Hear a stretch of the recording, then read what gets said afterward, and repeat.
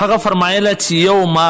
کوشش کاوی چې زه شی په پور نه کم خرڅ نه په پور رانیسم په نغدو مې خرڅاوی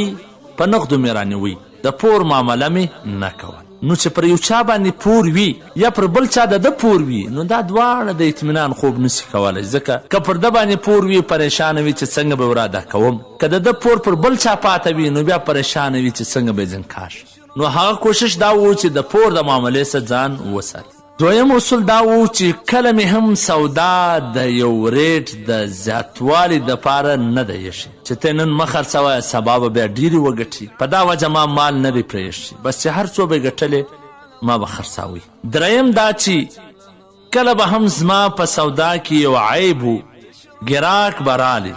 ما به هغه ته ویله چې وروره په دې کې دغه کمی دغه عیب ستا د آخې او که ناخې هغه نوکس به مې ورښوی ورته وبه مې ویل چې ستا خوښه ده ریټ یې راکم که قیمت یې راکم که وایه نو ځکه الله جل جلاله زما په مال کې دومره برکت اچول نو محترمینو نن چې پریشانه یو ټوله سرګردانه یو نو دغه درې اصوله زموږ په تجارانو کې نسته یو دا د ټولې معاملې په پور سره وي بیا ټوله سره پساوي خپله هم په پور رانیسي بل ته هم په پور ورکي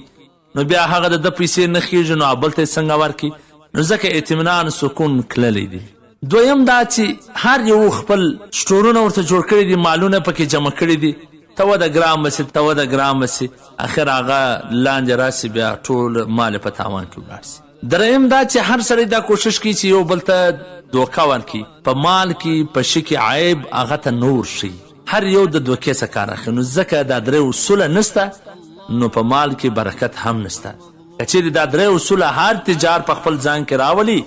دنیا به هم ښایسته وي آخرت به هم ښایسته وي والسلام د مولوي عبدالرحمن صمیم صاحب د